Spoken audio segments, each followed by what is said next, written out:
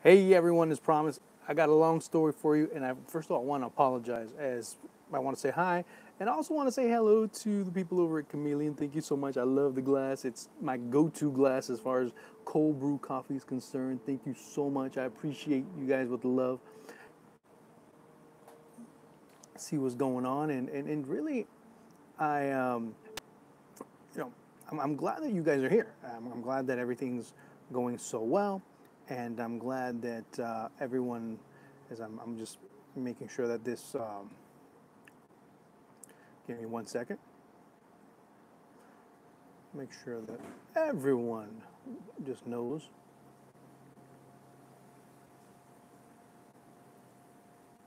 I want to make sure that everybody is able to come on as quickly as, or not quickly as, everybody comes on right now. So we are able to talk a little bit about football, talk a little bit about what's going on, and as we get this channel going, it's a process.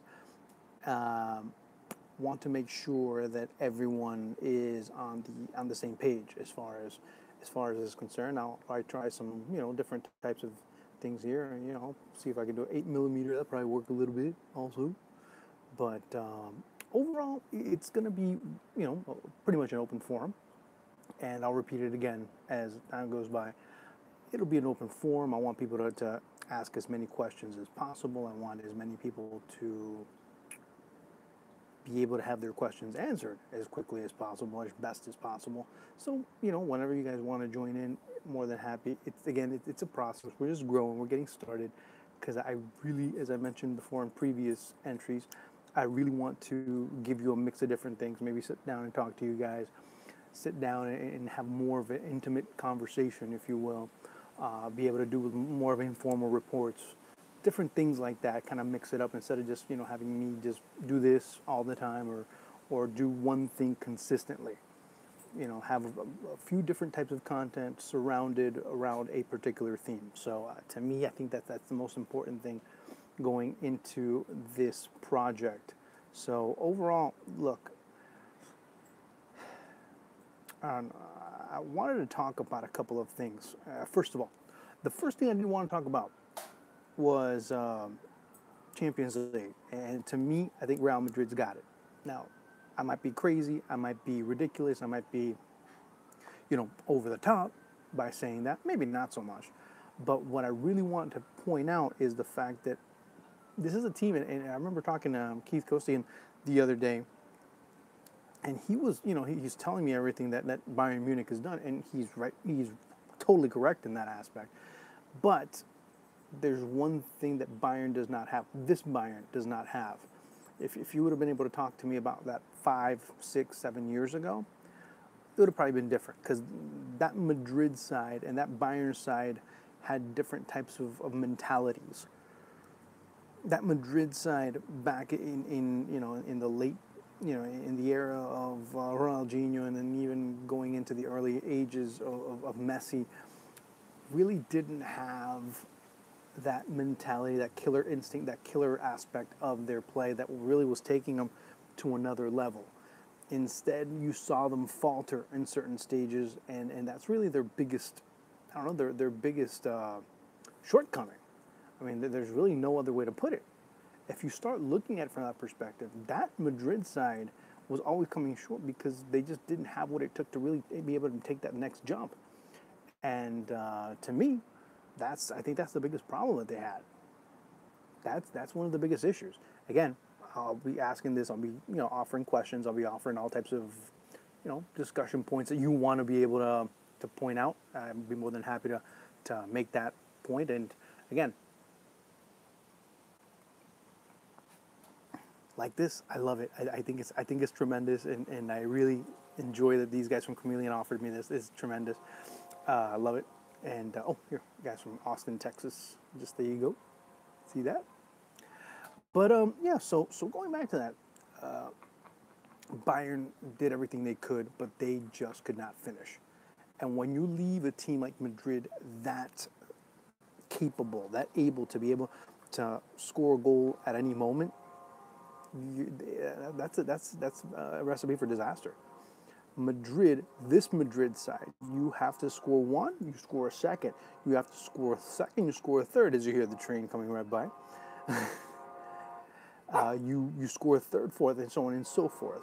This is a team that once you put your foot on their throat, man, you better make sure that you will do one, two things.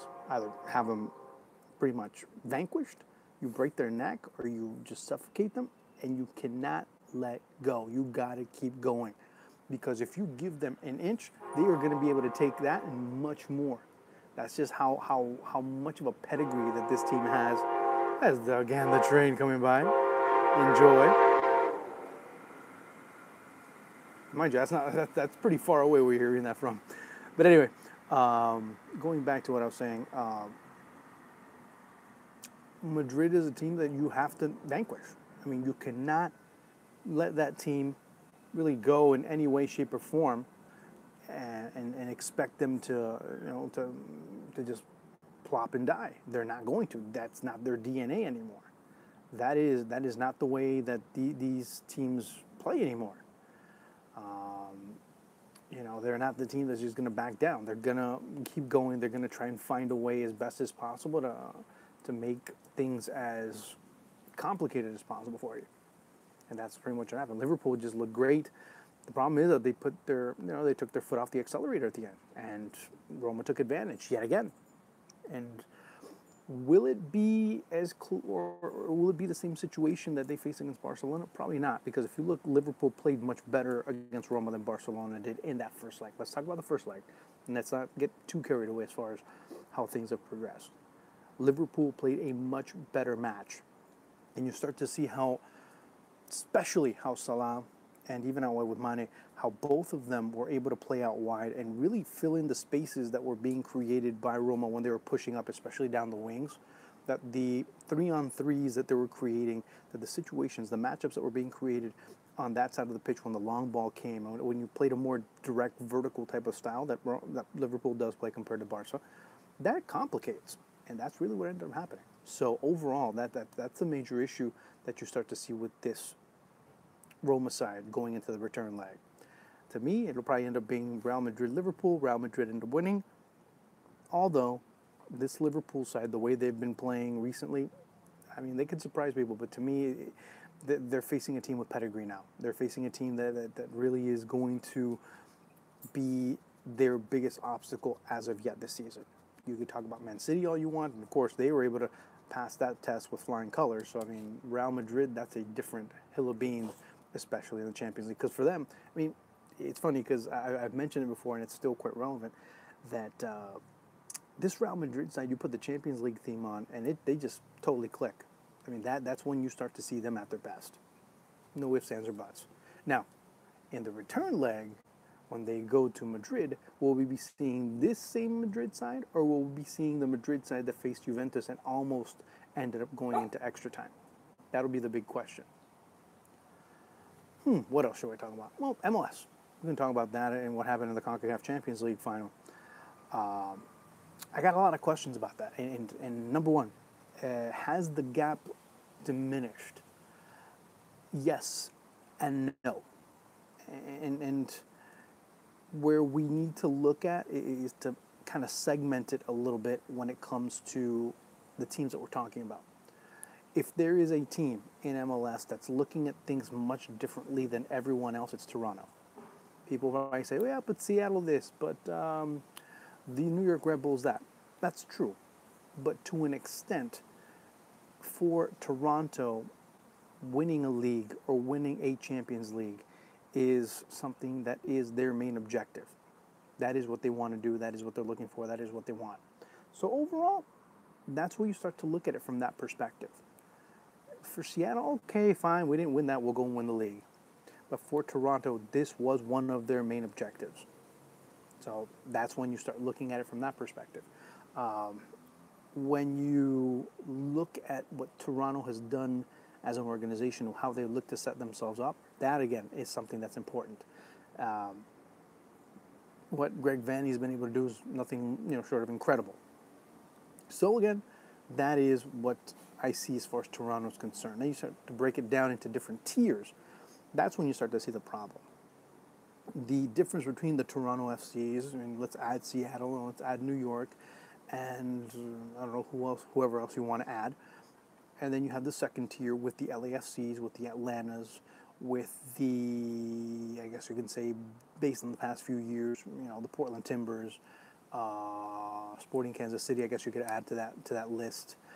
Those teams are coming up next, but as you start seeing, there's a big difference from those teams at the top and those teams at the bottom based on, number one, commitment, number two, willingness to win, and number three, this objective or a culture that you're seeing in certain areas. Like New England, you really don't see that.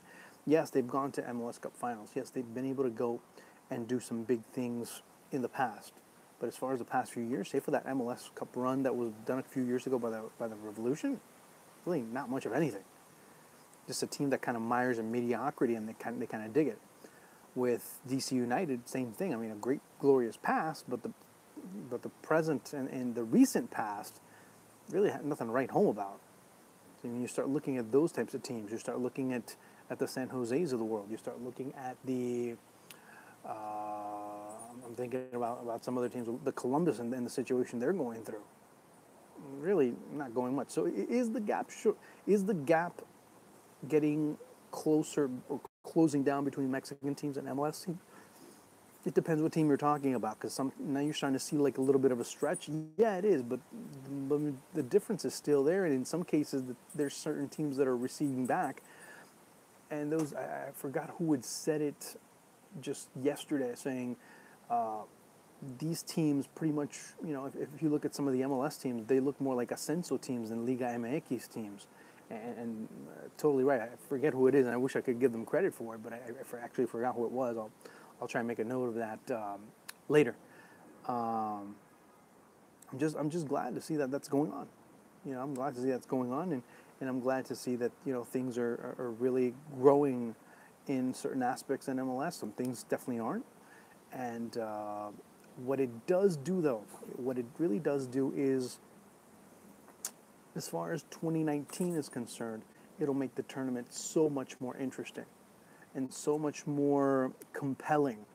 And maybe next year is the year where an MLS team ends up taking that title. But until now, it's still Mexico dominant. That's the whole point.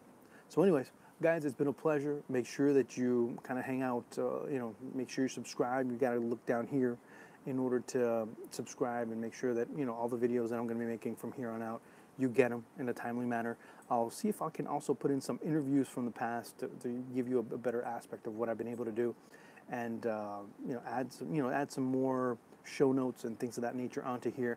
Again, if you have any questions, make sure you contact me on Twitter, Juan_Arango. You can go over to to Instagram as well at Juan G Arango, straight through, no underscore on that one. And looking forward to talking to you guys. Okay, talk to you later. Peace.